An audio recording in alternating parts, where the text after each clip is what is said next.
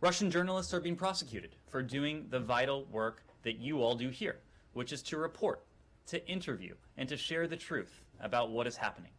The people of Russia have a right to know about the thousands and thousands of casualties that the Russian Federation's forces are taking right now in Ukraine, as well as the civilian casualties and the widespread destruction of civilian infrastructure Putin is inflicting on the people of Ukraine. There are thousands of Russian mothers who will never see their sons again, yet the media in Russia is not allowed to share that information with the people of Russia, obscuring the real costs of this war. Those who dare to speak up are branded as liars, they're branded as traitors, and they are subject to prosecution. We stand with Russian citizens of conscience as they seek to exercise their rights to freedom of expression and peaceful assembly. We will hold responsible those who engage in human rights abuses. We will ensure that credible allegations of war crimes are investigated and those involved are held responsible. To that end, as you saw earlier today, the Secretary announced a series of actions in response to President Putin's premeditated, unjustified, and unprovoked war against Ukraine and its people, as well as the Lukashenko regime's efforts to enable Russia's further invasion. This war does not reflect the will of the peoples of Russia and Belarus. Indeed, their respective governments' aggressive behavior abroad is coupled with systemic and increasing repression within their own borders. We are witnessing an autocratic attack on democracy. U.S. actions today include sanctions and visa restrictions on Russian and Belarusian officials and private individuals involved in human rights abuses, corruption, and repression. The United States and our partners and allies, we are committed to imposing massive, severe costs on those involved in the invasion of Ukraine. As Russian soldiers continue to die needlessly in Ukraine and the economic consequences of the war mount within Russia, the world remains open to genuine diplomacy. We will, together with our Ukrainian partners and our allies and partners around the world, continue to pursue every avenue to de-escalate the conflict, end the bloodshed, and save lives. Next, today we acknowledge the anniversary of the Syrian uprising. On this day, 11 years ago, the Syrian people took to the streets in the name of freedom, reform, and human rights. Bashar al-Assad responded to this peaceful call with brutality, sparking a war against his own people that has killed hundreds of thousands, displaced more than 13 million, brought food insecurity to some 12 million, and left 14.6 million people in need of humanitarian assistance. As we stand with the Syrian people, we continue our efforts to explore to secure a nationwide ceasefire, expand access to humanitarian aid, achieve justice and accountability for the Syrian people, and reach a political resolution as outlined by UN Security Council Resolution 2254. We will not normalize relations with Assad until and unless there is irreversible progress towards that political solution. The Syrian people deserve nothing less after more than a decade of war. Before I turn to your questions, I just want to add one final element. I know all of us in this room were heartbroken yesterday to learn that our colleague, Ben Hall, sustained injuries while reporting from Ukraine. And today I understand that Fox News has announced that his camera operator, Pierre Zakrzewski, lost his life in the same attack. All of us know Ben. We've traveled the world with him. Many of you knew Pierre, who was renowned for his talent documenting conflict zones around the world. Our thoughts are with Pierre's loved ones, his family, and all of us here at the department are rooting for Ben and rooting for his speedy recovery. Ben's collegiality, his sense of humor, his wit, his warmth have always been a balm for the very tough questions that he would always hurl my way at the way of Secretary Blinken. I know I speak for the Secretary when I say that we look forward once again, hopefully very soon, to being on the receiving end of all of those. We have engaged at multiple levels with Fox News. We have made very clear that we will do everything we possibly can to help Ben and any others who may have been involved and injured in this horrific attack. So with that, I'll take your questions. Thanks, Dan. I don't see Rich or Nick in here, so I'll say I don't want to speak for Fox, but thank you for those comments, and on behalf of the whole press corps, thank you for that. We appreciate it. Before going into to Ukraine. I just wanted to ask one thing that you just said about the anniversary of the Syria situation. Struck me as a bit unusual. You said we will not normalize relations with Assad until and unless, and then you gave the conditions. When did it become a possibility that the U.S. would ever normalize relations with Assad? Well, for a long time, the line was his days are numbered. I mean, going back almost 11 years now. It has been 11 years, Matt. It has been 11 years since a peaceful uprising was met with the iron fist of the Assad regime. So so has there been a decision made that you could, in fact, go back to having normal relations with a government in Syria that is led by Bashar al-Assad? Matt, there can never be normal relations with a government that has treated its own population, its own people, with the level of brutality, with the level of violence, with the level of suppression, the use of chemical weapons, other forms of horrific violence that we've seen from this regime. We've made our position clear when it comes to holding the Assad regime accountable. We have not, we will not lift sanctions on Bashar al-Assad or his regime. We will continue to oppose reconstruction led by or for the Assad regime until and unless there is irreversible progress on that political solution that is laid out in UN Security Council Resolution 2254. But you're saying it is possible for the U.S. to have a normal relationship with a government led by Assad, Matt, if those conditions are met? Matt, I do not think there will ever be a normal relationship. Well, you said you were the one who used the word normalize, so I just... I think that term has come up in the context of other governments that have approached the Assad regime. We've made very clear that the United States government will maintain our sanctions on the regime. We continue to support the political process that's laid out in UN Security Council Resolution 2254. We continue to stand with the people of Syria in that regard. On Ukraine, I just have two brief ones that are kind of diplomatically related. Both of them have to do with Russia. You mentioned the sanctions that you guys imposed today on them, but they also imposed sanctions on several, the President, Secretary of Defense, others. I noticed you were left off the list. I'm feeling left out. But I'm just wondering, the White House, obviously your colleague at the White House addressed this earlier and said, well, none of us have bank accounts in Russia, none of us are planning to go to, Sochi for vacation or anything like that. But, that's exactly what the Russians say about the sanctions that you put on them, that they essentially have no impact on it. So I'm just wondering, what you have to say about the sanctions that they imposed. And then the second one, which I'm sure your response will be extremely brief, is that do you have any comment about Russia formally withdrawing from the Council of Europe? So first on the sanctions, look, I don't have a specific response to it. I will let my esteemed colleague, who is now the subject of Russian sanctions, I will let her response stand. But let me make a couple general points. Number one, you asked how our sanctions are any different from their sanctions. No, I know how they're different, but when you blow off their sanctions and say, well, none of us have bank accounts there, none of us were, well, that's exactly the same thing as the Russians say. So I'll make a couple points there.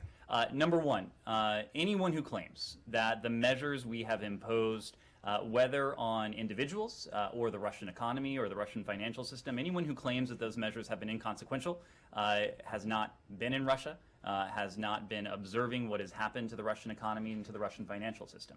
This is an economy that is in a tailspin. It is an economy that is reeling. It is an economy that is suffering the worst setback, the worst couple weeks that it has had since the demise of the Soviet Union. 30 years of economic integration have been undone over the span of some 2 weeks. And you can look at any measure. The Russian stock market, which has now been closed for weeks, will be closed at least through the course of this week, presumably to prevent capital flight.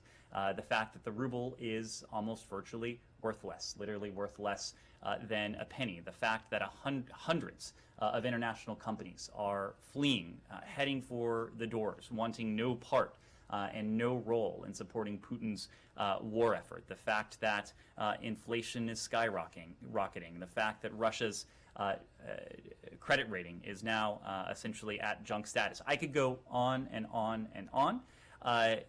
Those are the sanctions and economic measures that are targeting the Russian system broadly.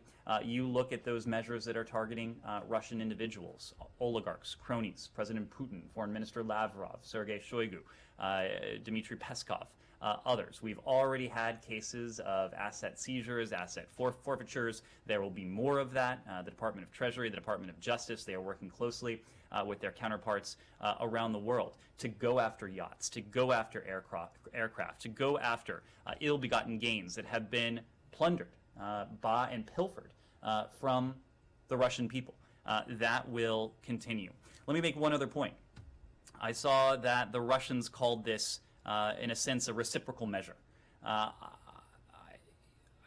think I certainly took umbrage at that term, noting that nothing can be reciprocal, given that we imposed the measures we did in response to President Putin starting a premeditated, unprovoked, unjustified war against a civilian population next door.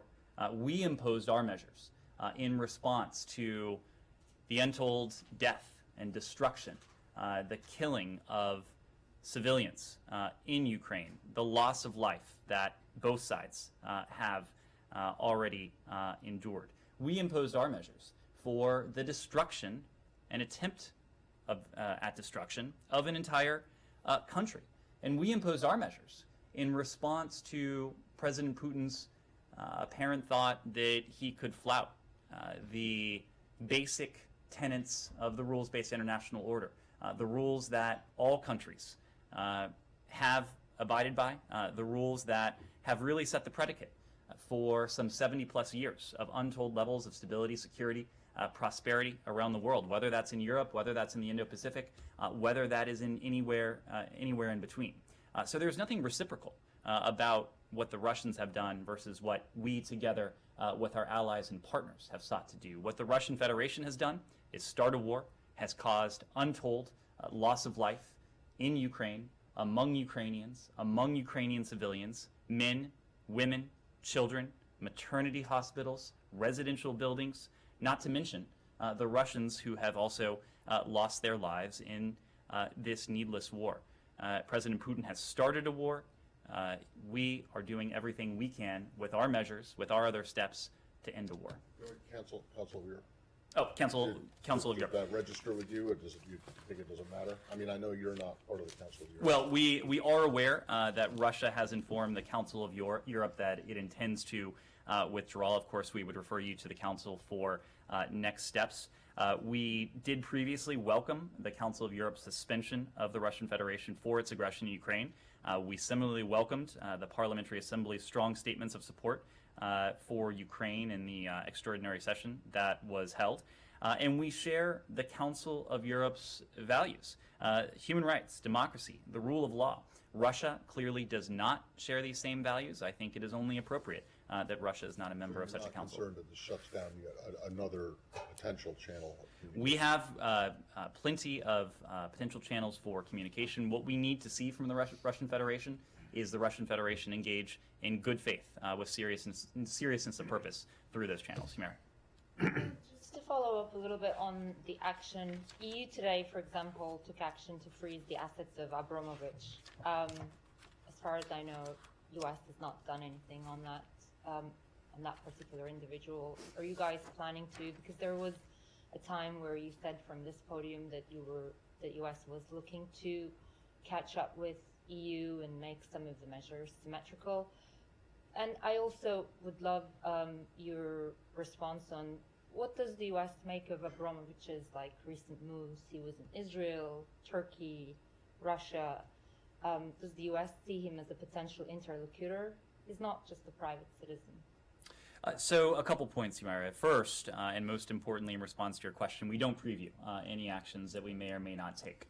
What I will say, and you referenced this, is that the European Union, they have their own authorities, they have their own capabilities, we have our own authorities, we have our own capabilities. What we have done each over time is to harmonize the steps we have taken in important regards.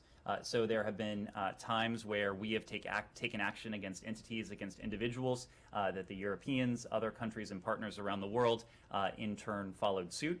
There have been times where the European Union has, in the first instance, taken such action, and we have later harmonized our authorities going after similar targets. I certainly have no doubt that we will continue, the EU will continue, our partners and allies around the world will continue to go after oligarchs, to go after cronies, to go after all of those who are in one way or another aiding and abetting Putin's war effort, playing a role in his war machine.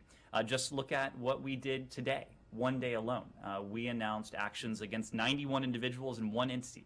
We used 5 different authorities across 2 departments, the Department of State and the Department of the Treasury. I won't go through the whole roster, but there were visa restrictions under Section 7031C of the Department of State Foreign Operations and Related Programs Appropriation Act of last year.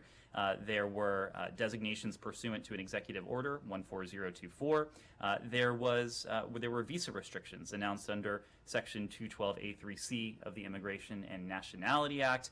This is a new authority that allows us to go after current and former Russian government officials believed to be involved in suppressing dissent in Russia and around the world.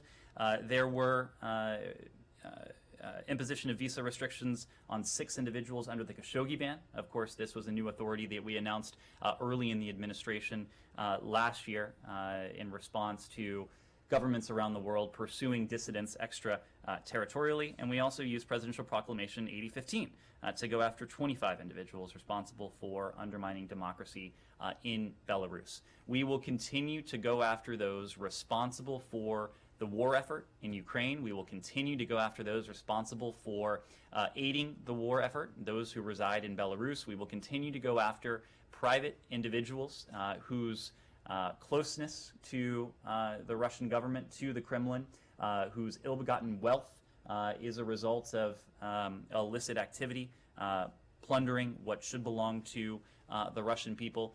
We will continue to do that, but what we won't do is preview those actions. Sure. How about the second part? Do you see that some of these people can actually be interlocutors as well? And with this particular individual, because you have a task force, are you also keeping an eye on their movement? So I'm not going to speak to any particular individual. What I will reiterate is what I told Matt. There are plenty of fora, there are plenty of avenues for diplomacy. We know that our French partners, our German partners, our Israeli partners, our Turkish partners, our Ukrainian partners, of course, have engaged in diplomacy, direct diplomacy with the Russian Federation. What we're not looking for, what we're not bereft of, are avenues. What we're not missing are not fora. What we're looking for is a genuine display of good faith on the part of the Russian Federation. We need them to show up at any one of these venues to make clear that they are genuinely interested in de-escalation, in putting an end to this conflict, in putting an end to this war, and putting an end to this senseless and needless loss of life. And you have received no such indication up until this moment? I think we will through any channel. We will judge that based upon what we see in Ukraine. And what we have seen in Ukraine, including in recent days, including in recent hours, is continued escalation, is continued bombardment of towns, of cities, of residential areas, is continued loss of life. Paul. Okay, so I understand all you said about the Russian economy, but the average Russian doesn't own stocks. The average Russian doesn't buy a lot of imported goods. The Russian ruble has lost, if I'm right, 35-40% of its value, which is not as bad as some of the economic crises we've seen in a long time. And you haven't gotten any progress on deconfliction, de-escalation. So what about taking more steps? What about expanding SWIFT things? We continue to send money to Russia for energy purchases. So why aren't you taking stronger steps to add sanctions on a lot of people who don't have Western bank accounts or property in the United States? doesn't seem to add much pressure. So in terms of energy purchases, the president did sign an executive order last week putting an end to our purchase of Russian oil, our purchase of Russian energy. I mean West, the West in general. Well, the point is, Paul, that we have already applied a set of measures that have been unprecedented in terms of their scale, in terms of their scope, and in terms of their impacts. And I won't go through the various metrics of impact again, but they're clear for everyone to see. The other point is that as long as President Putin continues to escalate, we, working with our allies and partners, will continue to escalate. You mentioned you mentioned some measures that may be on the table. Going back to what I offered to Humara, of course, we're not in a position to preview specifically what we are prepared to do, but what I can tell you that we are prepared to do is continue to escalate the costs. And I should say that the economic sanctions, the other financial measures and economic measures that we have placed on the Russian Federation, that is one important measure to mount pressure on the Kremlin, on President Putin, on those around him. It is clearly putting the squeeze on their economy, on their financial system. At the same time, we will continue simultaneously to provide our Ukrainian partners with massive amounts of security assistance. In recent weeks alone, we've spoken of some $550 million worth of security assistance. Those deliveries are continuing just about every day. Anti-armor, anti-tank, anti-aircraft, small arms, munitions, precisely what our colleagues at the Department of Defense have determined that our Ukrainian partners most need to defend their country against this invasion.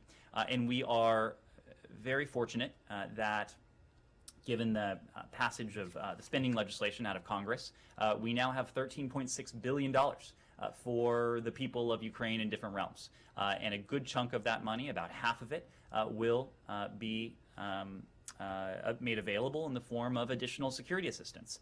So we have provided more than $1.2 billion in security assistance to our Ukrainian partners over the course of the past year. We're going to be in a position to do much, much more, given the spending allocation that we recently have had from Congress. That is another avenue that is putting pressure on President Putin. And we have seen that pressure and the effectiveness of that security assistance, the effectiveness of the Ukrainian resistance, in that we are now on day 20 of this Russian invasion, of this Russian war.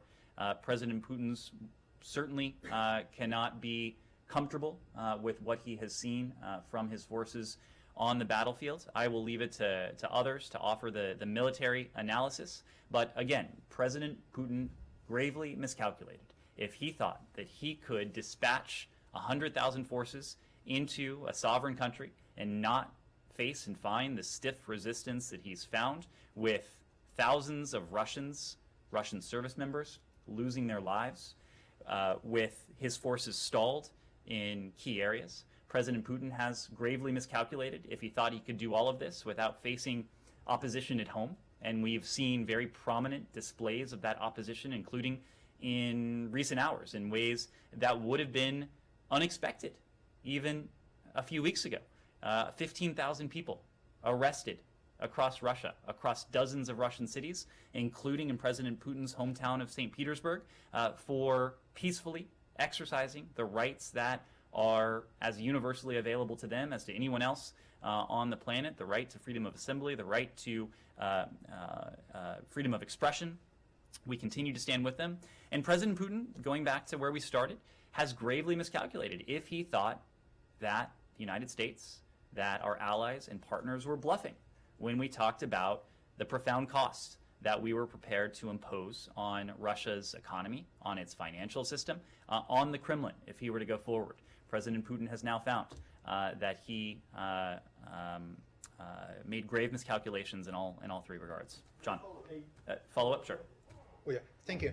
Paul asked about the more stronger steps, and you told about the military support to Ukraine. But one of those most stronger steps might be the transferring to Ukraine the old Soviet-era weapons. And so could you, including S-300, so could you comment on the CNN today's report that reportedly State Department is already involved in the talks with the European partners and creating such a list? So we are in constant discussion with our Ukrainian partners in the first instance about their needs, their security needs. I can say that Secretary Blinken spoke to Foreign Minister Kuleba again today.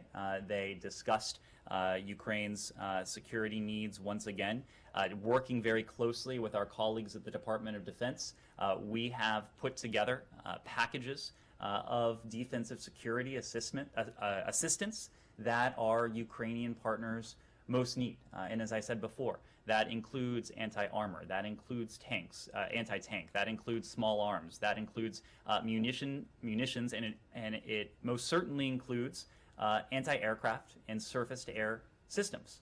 So we are not detailing every element of those security packages that we are providing, but we are continuing to provide security assistance in all of those realms. We know that Russian missiles, Russian rockets, Russian artillery have wrought destruction across large parts of Ukraine, and we are prepared to, and we have provided our Ukrainian partners with this sort of surface-to-air systems, anti-aircraft systems that would help protect themselves against this onslaught, against these attacks. We are always looking at what's in our inventories, and also our allies around the world are looking at what's in their inventories. And Secretary Blinken has on several occasions now authorized our NATO allies to provide U.S. origin equipment to our Ukrainian partners. Our inclination has always been to be responsive to precisely what our Ukrainian partners need. We've been able to do that with the funding we've been granted from Congress, and now that we have $13.6 billion of additional funding to work with, about half of which will go in the direction of security assistance, we'll be able to do quite a bit more. Can I just make sure one thing? You said tanks, and then you said anti-tank. Anti-tank, You don't anti-tank, mean tanks anti-tank, and- anti-tank, anti-armor. John. And just because things are always moving in the air, since the start of Russia's invasion, has the United States yet engaged directly with Russia about off-ramps or ways to reduce violence? Directly, have you engaged directly with Russia about this? John, a number of our partners are engaged directly with the Russian Federation at high levels. I think what is clear is that none of these engagements have yet resulted in the diminution of violence, in an end to the war, in a reduction of the loss of life that we've seen across Ukraine. If we determine that high-level U.S. engagement would be advantageous to help move forward with that overriding goal of putting an end to this violence, putting an end to this senseless war, we would absolutely be prepared to do so. What we have found, however, what our partners and allies have found, however, and what our Ukrainian partners, most importantly, have found, however, is that we have yet to find a Russian interlocutor that is either able or willing to negotiate in good faith, and certainly not in the context of de-escalation, given that Russian forces have continued to escalate, have continued to wreak violence across Ukraine. So we'll continue to look for diplomatic openings. In the meantime, we will continue to support our Ukrainian partners, as well as the diplomatic efforts that our allies around the world are taking part in. And then can you just comment on the statements from Moscow about receiving written assurances related to the Iran deal? So we've discussed this yesterday a bit. What I will say is that we have made significant progress over recent days when it comes to the possibility of mutual return to compliance with the Joint Comprehensive Plan of Action. We continue to engage with Russia on a return to full implementation of the JCPOA. I think what you heard from Foreign Minister Lavrov, I will let him speak for himself, I will let the Russians speak for themselves, but it may well be a reflection of the fact that we, of course, would not sanction Russian participation in nuclear projects that are part of resuming full implementation of the JCPOA. We can't, and we won't, and we have not provided assurances beyond that to Russia. We will let Foreign Minister Lavrov speak for his country. But perhaps it is now clear to Moscow, perhaps a couple things are now clear. Number one, as we have said publicly, the new Russia-related sanctions are unrelated to a potential return to full compliance with the JCPOA, and they shouldn't have any impact on its implementation. And it may well be a reflection of what we've said all along, that an Iran that is unconstrained in its nuclear program, and that has no permanent, verifiable limits attached to that nuclear program. That is not in our interests. It is not in the interests of our European allies. It is not in the interests of the PRC, and it's certainly not in the interests of the Russian Federation. I will reiterate one additional point, that you've heard several references in recent days to external factors, and we have engaged with the Russian Federation on the possibility of a mutual return to compliance with the JCPOA. But as I said the other day, there were and are a small number of outstanding issues. Now that we are this close to the finish line, those outstanding issues tend to be the hardest issues. So we're not there yet. Nothing is agreed until everything is agreed. But we continue to assess that a mutual return to compliance would be the most effective, the best way to verifiably and permanently once again have those limits on Iran's nuclear program. Laura. So to follow up, is it this building's understanding that the objections that Russia raised in the last few days have now been resolved? It is what I'm relaying to you is that you will need to ask the Russians. But you guys are in the negotiations with them. So is it this building's understanding that they are no longer objecting? We have seen the statements from Foreign Minister Lavrov. We will leave it to the Russian Federation, to Foreign Minister Lavrov, to others to explain exactly what those statements mean. But it is logical. It has been logical to us. It should be logical to all parties that we would not sanction Russian participation in nuclear projects that are part of a full resumption of the JCPOA if, in fact, we are able to get there. We have not offered the Russians anything more. There has been nothing additional conveyed, but you'll have to refer to, you'll have to ask the foreign minister. Well, let me ask it this way. Did you guys understand whatever it was that Lavrov was trying to say? Like, what was your understanding of what he was saying? I'm not going to interpret the foreign minister's remarks. Again, you'll need to talk to them to ask their position, where they are on a potential mutual return to compliance. We know where the Russian Federation has been in the past. Of course, Russia was an original member of the P5+1, understanding since well before 2015 that a nuclear-armed Iran or an Iran on the verge of a nuclear weapon would not be in Moscow's interests, certainly not in our interests. We hope to be able to complete a mutual return to compliance with the JCPOA in short order. We should be able to if negotiators, if the parties come together, negotiate in good faith, and close out these remaining outstanding issues. I'm a bit confused. How can we say for sure that you will not sanction any Russian activity related to any return to the deal? The Ukraine-related sanctions well post-date the original JCPOA. I mean, they only date back to February, late February of this year. If there is a Russian, and I realize this is a hypothetical, but you seem to be raising the hypothetical in the answer to your question, and maybe you're not the right person to ask because it gets into the weeds here. But if there is something that is allowed, an activity that is allowed under the JCPOA, but it involves transactions that are sanctioned by not just the United States, but also the EU, under the, with a bank, with a financial institution, a Russian financial institution. How can you say that that's exempt? Well, to be clear, Russia is not getting out of the sanctions and other financial measures that we have that have been imposed for this war in Ukraine. What we are talking about here is the very basic point, something that should be quite clear, that we would not sanction Russian participation in nuclear projects that are part of a full resumption of the JCPOA. These are separate realms. These are separate areas. If they involve any kind of a monetary transaction that touches either the European or American financial systems, or SWIFT for that matter, then you have a problem. I don't see how you can exempt them. Because if I'm the Russians and I see that that's exempted, well then all of a sudden every foreign transaction that I do is going to be related to Iran's nuclear program, and therefore exempt under. So Matt, I think two things can be true. One, the JCPOA is not going to be an escape hatch for the Russian Federation and the sanctions that have been imposed on it because of the war in Ukraine. But two, we are not going to sanction Russia for participating in nuclear projects that are part of the JCPOA. You're right, you're asking a very weedy question. It's probably better for...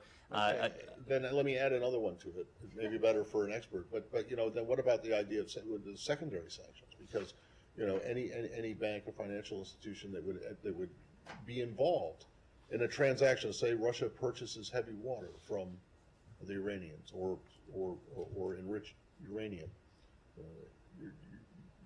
This seems to open the Pandora's box that you keep talking about and other things. It just seems that the Russians would be able to disguise any number of non-Iranian nuclear deal transactions through that same channel of exemptions that you're offering. Well, so what you're raising is a hypothetical wrapped in another hypothetical. The hypothetical that... sorry, but you're talking about a deal that doesn't exist yet. Well, that's my point. No, my hypotheticals are related, based on your initial hypothetical. That's exactly my point. So rather than get wrapped around the axle of hypotheticals, can we get someone down here to go through this stuff?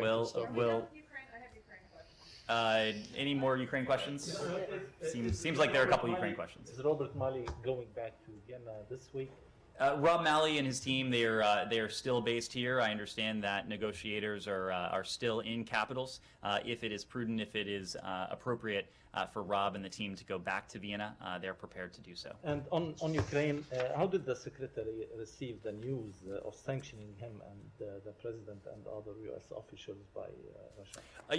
I haven't discussed it with him yet today, but based on previous discussions, I don't think he'll be surprised. He will be able to sleep. I'm sorry? He will be able to go to bed. I think he will sleep just as soundly as he otherwise would, which, given that he is Secretary of State, probably isn't all that soundly. And on Saudi Arabia, Ned, Saudi Arabia considers accepting the Chinese currency instead of dollars for Chinese oil sales. What's your reaction to that?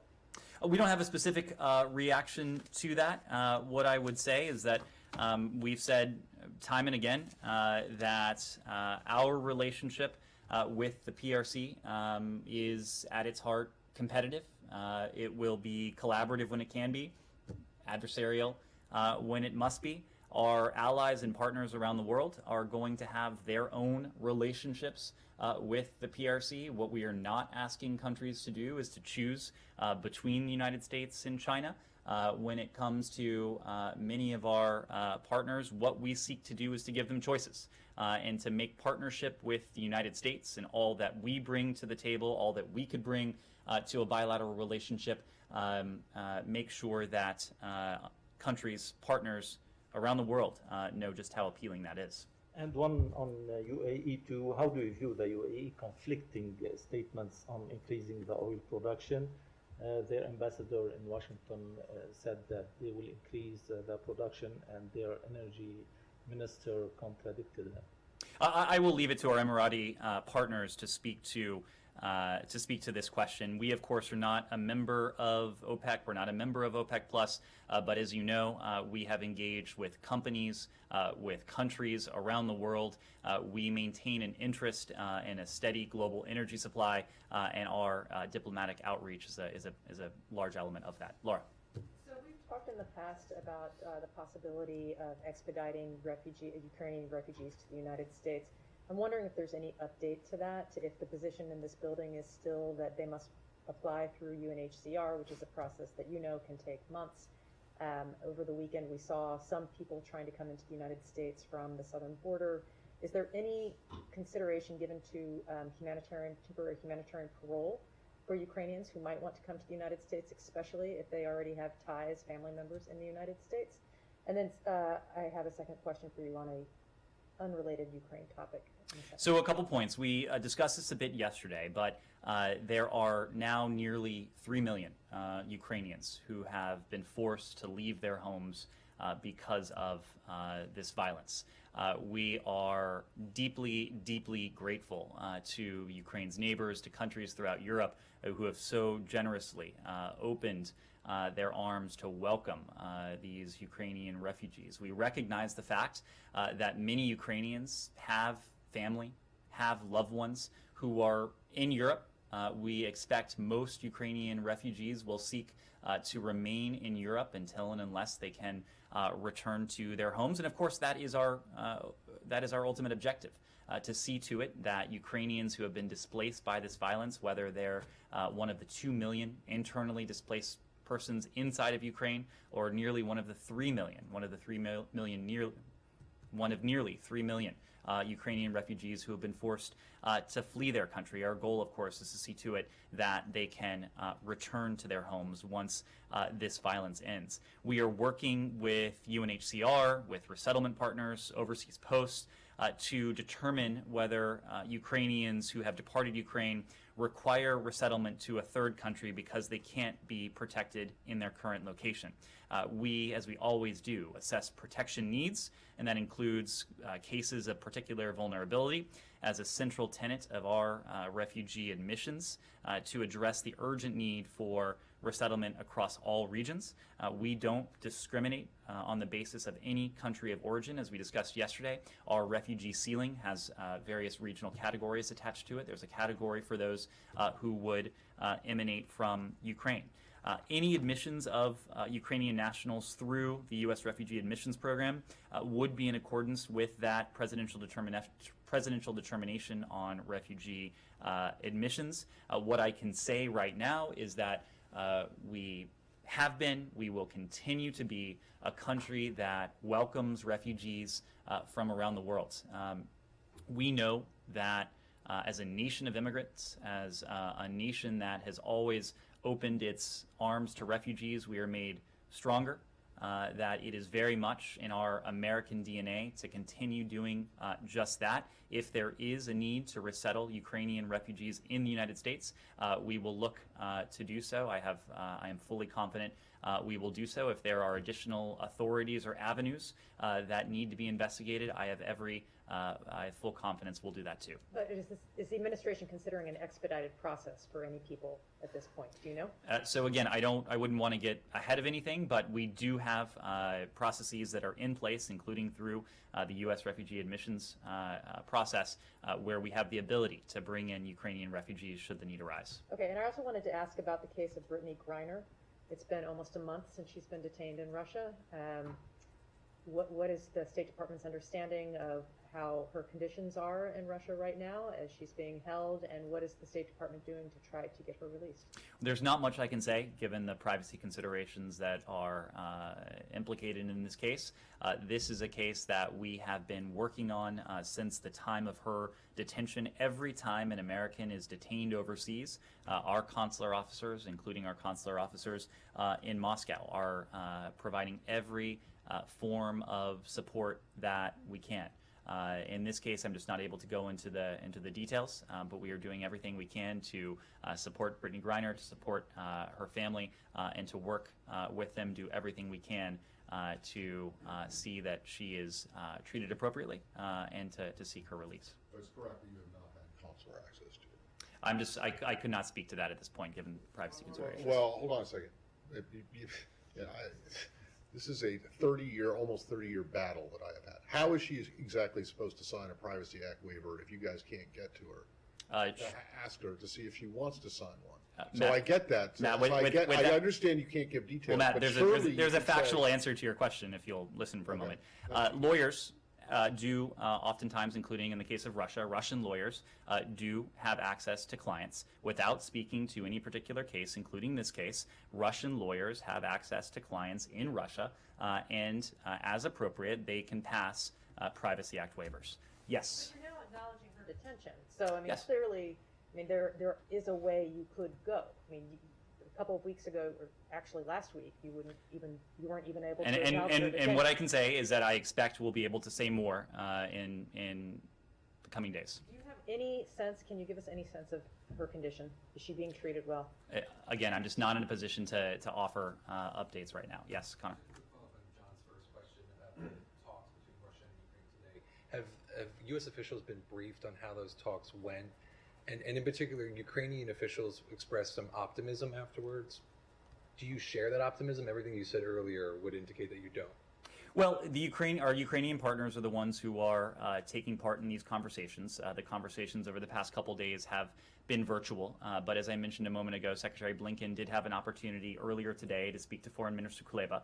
Virtually every time he's spoken to Foreign Minister Kuleba, the Foreign Minister has passed on updates regarding the diplomatic efforts. Rather than characterize whether we're optimistic or pessimistic, again, what we are going to be looking for are developments on the ground. And the developments we want to see are clear. We want to see de-escalation. We want to see a diminution of the violence. We ultimately want to see a withdrawal of Russian forces from inside Ukraine. We have not seen any of those things just yet. President Zelensky today said that Ukrainians should be prepared that the country would not be allowed into NATO. Have you advised his administration at all in these talks whether or not that should be something that they commit to not joining the alliance? Nope. To be very clear, we have consistently underscored, not only to our Ukrainian partners, but to countries around the world, that these are sovereign decisions that our Ukrainian partners will need to make for themselves. What we are here to do is to stand by our Ukrainian partners, to support our Ukrainian partners in any decisions that they would choose to make. Can yes. I ask just another couple? Yeah. We talk so much about sovereign decisions of other countries. What about the sovereignty of the United States, in the sense of we obviously have a strong interest in reducing conflict, ending wars, and obviously the longer that this conflict continues, the greater the risk of escalation and other things like that. It just seems like you guys are so often shifting to the sovereignty of other powers. The United States has a real stake in this, and why be so reluctant about an outcome that might be in the U.S.'s interest? We're not reluctant about that at all, John. We are doing everything we can to see a diminution of the violence, to see an end to this war. You're right that every day this war goes on, there's the chance of escalation, there's the chance of broader conflict. But to that end, we've done a couple things. Number one, we've been very clear about steps that we are not going to take. President Biden has made very clear that American pilots are not going to operate over Ukrainian airspace. American service members are not going to operate on Ukrainian soil. But number two, we have supported our Ukrainian partners in their efforts to achieve a diplomatic resolution to this conflict. We have supported and we've been in close coordination with our French partners, our German partners, our Israeli partners, our Turkish partners, and others who have engaged directly with Russia diplomatically to see that same outcome achieved. We share the same overriding objective with all of those allies, with all of those partners. So the idea that we are in any way hesitant to see this conflict come to an end as quickly as it can, that is just not something that rings true. And I think it's also fair that no country has done more to support our Ukrainian partners in an effort to bring this conflict to a close in terms of the diplomacy, in terms of the security assistance, in terms of putting pressure on the Kremlin, on President Putin, on those around him who are responsible for this conflict. And we see all of those lines of effort as complementary. Pressure on the battlefield, pressure on the Russian economy, pressure on the Russian financial system, pressure on oligarchs and senior Russian officials personally, and our efforts to support diplomacy, all of those things do support our overarching goal of seeking to find a diplomatic resolution to this conflict. Connor. To follow up on your comments on our Fox colleagues, in addition to injuring Ben and killing Pierre, this attack also killed one of their Ukrainian producers. It's obviously also not the first attack that injured or killed journalists. Do you believe that journalists are being targeted at all in this war? We know, of course, that civilians have been killed. We know, of course, that journalists have been killed. There was another American journalist who was killed just a couple days ago, Mr. Renault. We have seen these reports. What we are doing right now is through every piece of information available to us. We are documenting, we are trying to discern the facts. If we determine that there is any intentionality here, intentionality in terms of the intentional targeting of civilians or the intentional targeting of journalists or any other group that should be completely off limits under international humanitarian law, under the Geneva Conventions, under the law of armed conflict, that is something that we would take very seriously, and there would be a very serious response. Just to follow up on that, so do you guys have like a formal review or an investigation where you're collecting everything, and is there like a U.S. government review, whether you're looking into like war crimes? There are a number of review mechanisms. We've spoken to the effort that's ongoing with the ICJ, with the UN Commission of Inquiry, the OSCE has its own process, the ICC has its own process, and yes, here within the State Department we are documenting, we are compiling all of the information, all of the sources of information that we can to document and to form our own conclusion. Right, but I mean, are you going to send them off to these different institutions, or are you going to come up with your own determination? Both. What will be the time frame for that? We are supporting independent investigations. We're doing our own analysis into what has taken place. I wouldn't want to put a time frame on it, but of course we are, as with all things in this conflict, treating it as a matter of urgency. Right, based on what you've seen so far, is the administration prepared to say that Russia is committing war crimes? If we determine that Russia has committed war crimes, we are absolutely determined to make that public. Yes. I have one on Vienna, Ukraine. I have one on Ukraine, if that's okay. Yeah, go. Okay. I am just wondering about this information, disinformation you guys have been really focused on in Russia. Can or should the U.S. government be providing sources of more accurate information to Russians at this time? Well, what I will say is that we have undertaken a concerted effort through means that are available to us to do everything we can to get actual, factual, truthful information into what is a pretty closed Russian information ecosystem. We have done that through a number of tactics. As you know, a number of us have spoken on Russian TV, independent stations, including some cases independent stations like Doj, TV Rain, that have been shut down, also through Russian state-backed outlets as well, those that will have on senior American officials.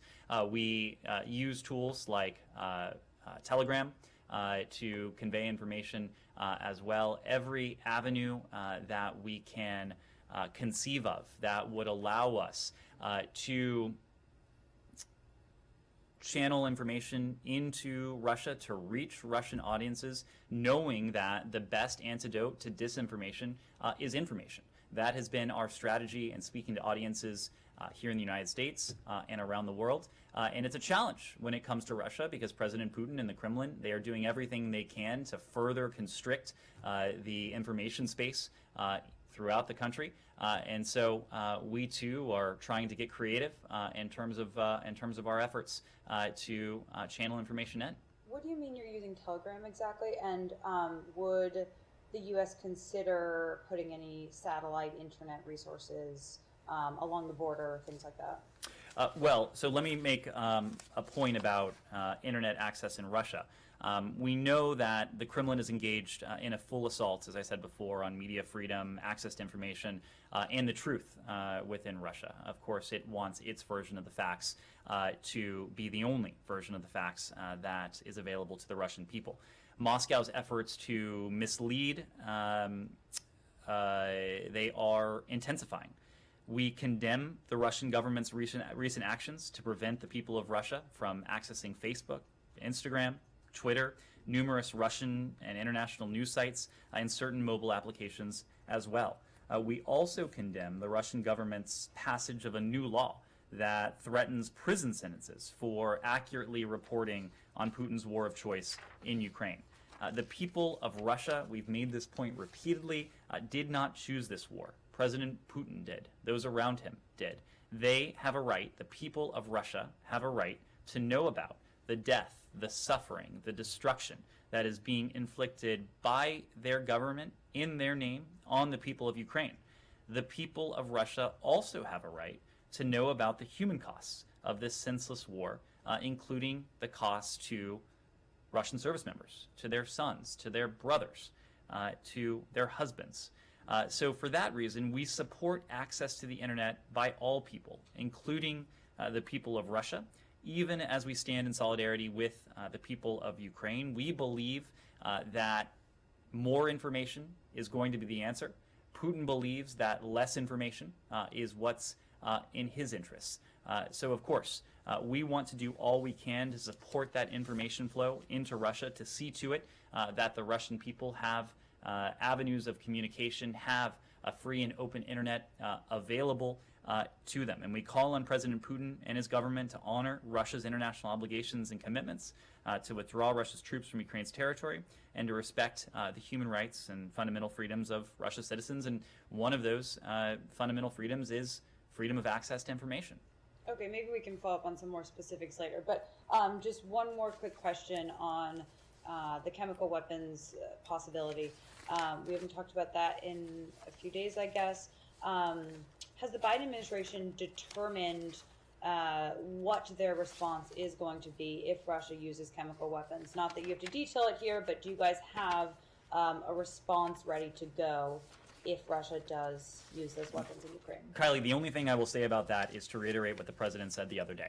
If Russia engages in the use of banned agents, including chemical weapons, there will be a severe response from the United States and the international community. Yes? Just one more on the Vienna talks. As we were walking in, the Iranian foreign minister said that it was on the U.S. to provide the necessary response for a successful outcome. I mean, from that statement, it seems like they're waiting on the U.S. to say something, either through the EU or anybody else, to try to get back to Vienna. What I would say is that over the course of the past few weeks, we have made significant progress. We are close.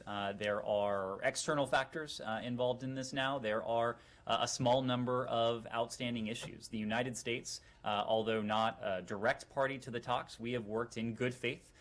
We have sought at every juncture to achieve a mutual return to compliance with the JCPOA, knowing that in our assessment it continues to be the most effective means by which to reimpose permanent verifiable limits on Iran's nuclear program. There are a small number of outstanding issues. We do think that we would be in a position to close those gaps, to close that remaining distance, if there are decisions made in capitals, including in Tehran, including in Moscow. One thing that, this morning, the top U.S. military general from the Middle East and the CENTCOM chief, said, quote, that Iran likely has decreasing tolerance for continued U.S. presence in Syria.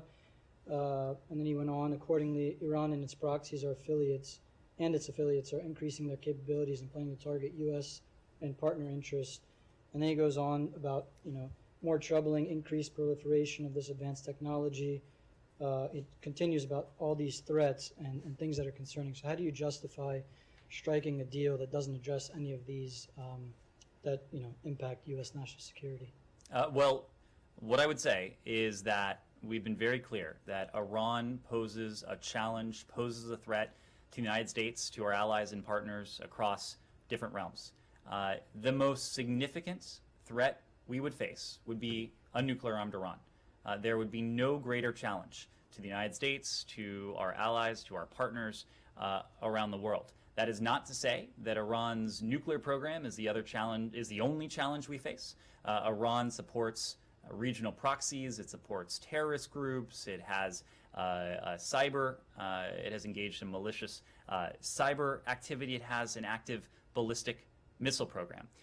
But what we know is that if Iran were in the possession of a nuclear weapon, or if it were on the verge of a possession of a nuclear weapon, it could act with far greater impunity. The first thing we want to do is to put Iran's nuclear program back in a box, to take that challenge off the table, so that, working with allies and partners, we can confront, we can take on the challenge that Iran poses in these other realms much more effectively. We actually see these goals as quite complementary.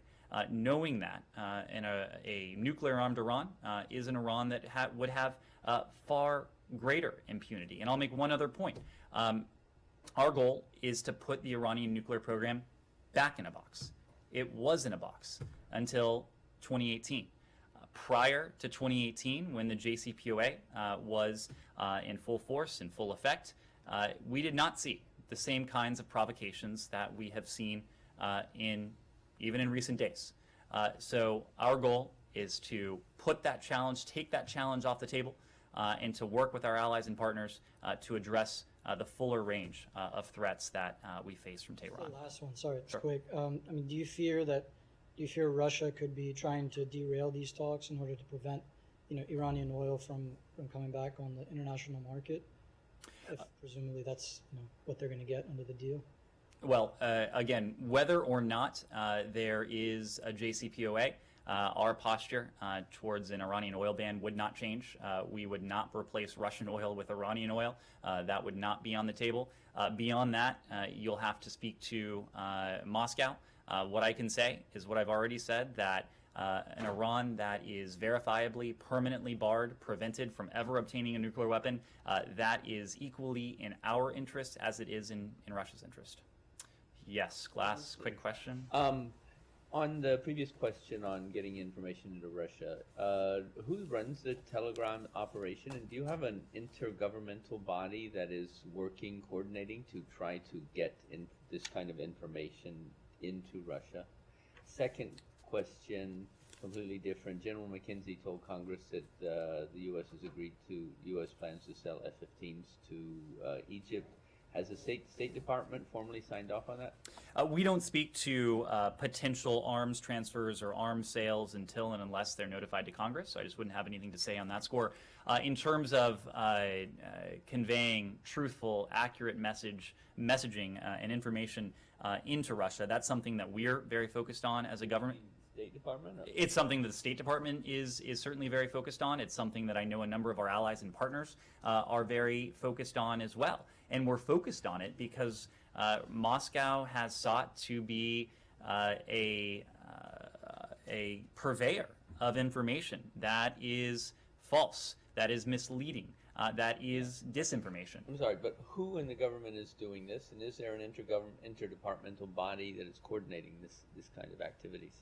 These activities are coordinated across the government. Of course, we work closely with the National Security Council, but a lot of this activity does come out of the State Department in terms of speaking directly to Russian audiences. If you've been on our social media channels, if you have seen what we've done with Russian media, independent media, media that is closer to the Russian state, much of that is emanating from the State Department. Of course, our embassy in Moscow is very engaged in this as well, but I'll also make the point that our allies and partners around the world have been doing the same, because the disinformation that we have seen emanate from Moscow targets not only the United States and mischaracterizes not only what we have done, but also what our allies and partners around the world are doing. So it is a shared objective of the United States, of our allies and partners, to fight this disinformation, this misinformation, with information, with facts, with truth, for people here in this country, for people around the world, including people in Russia.